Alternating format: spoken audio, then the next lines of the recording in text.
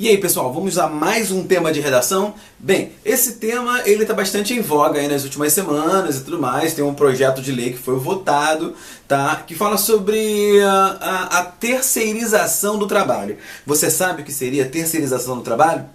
Bem, como está sendo muito evidente, né, esse tema aí nessas últimas semanas, a gente resolveu dar uma chegadinha ali e tal e disponibilizar esse tema para você escrever. Claro, você vai ter que pesquisar o que é terceirização do trabalho e a importância dessa terceirização hoje em dia.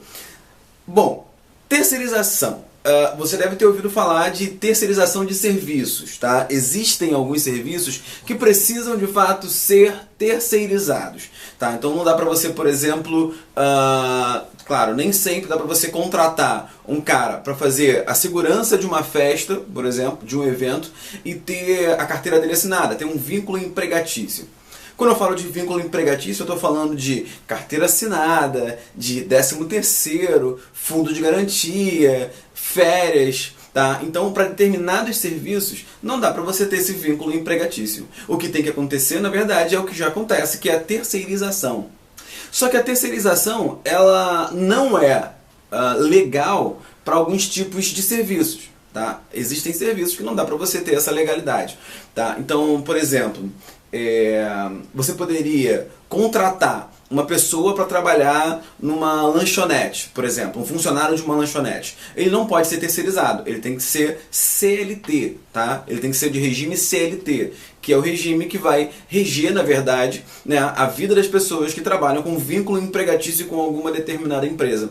No caso do professor, por exemplo, existem muitas escolas, muitas faculdades, muitas instituições de ensino que utilizam a mão de obra do professor de forma terceirizada, ou seja, o professor não tem vínculo empregatício com a empresa, ok? E ele é apenas contratado.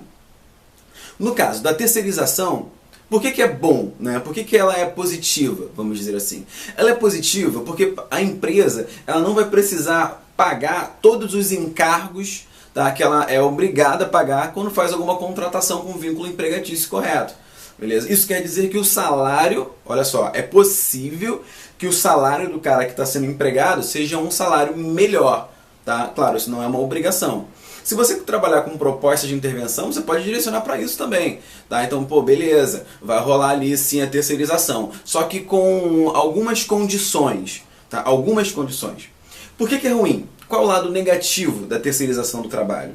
Você não tem um vínculo empregatício. Então o cara que tem um vínculo empregatício, funcionário que tem um vínculo empregatício, ele tem uma espécie de segurança, tá, naquele trabalho ali. Se por um acaso ele for demitido, ele recebe uma indenização para ser demitido. No cara que é terceirizado, ele não vai ter indenização nenhuma.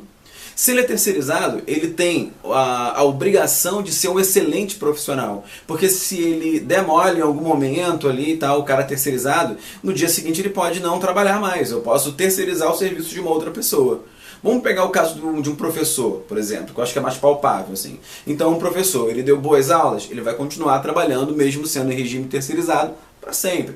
Mas se ele não deu boas aulas, não sei, se ele não tem uma formação adequada para aquele tipo de turma e tudo mais, né, a empresa vai se ver com a possibilidade de descartar aquele serviço, beleza?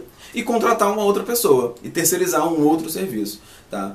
Beleza, galera. Assim, a questão crítica aqui é que o funcionário ele vai passar a ser descartável, né? Essa que é a verdade. Se eu posso te descartar, isso quer dizer que você é descartável. Isso quer dizer que o teu serviço ele é descartável. Isso quer dizer que você não tem segurança no teu trabalho, beleza? Então, assim, a ideia é dar uma pesquisada na terceirização, beleza? Dá pra você fazer uma análise histórica, tá? Vai lá pega o teu aparato, o teu conhecimento histórico e vê o regime trabalhista, beleza? Quem foi que implementou o regime trabalhista? Quem foi que implementou o regime de CLT, por exemplo, a carteira de trabalho? Né? O Brasil é um dos únicos países que tem até hoje o 13º salário para os funcionários, beleza? A gente tem um dos poucos países que ainda tem 30 dias de férias. Então esses são regimes que acontecem no Brasil e que são muito qualitativos, assim, vamos dizer, para os funcionários, mas nem sempre são qualitativos para as empresas. Não dá para você pensar como funcionário, você tem que pensar como empresário também.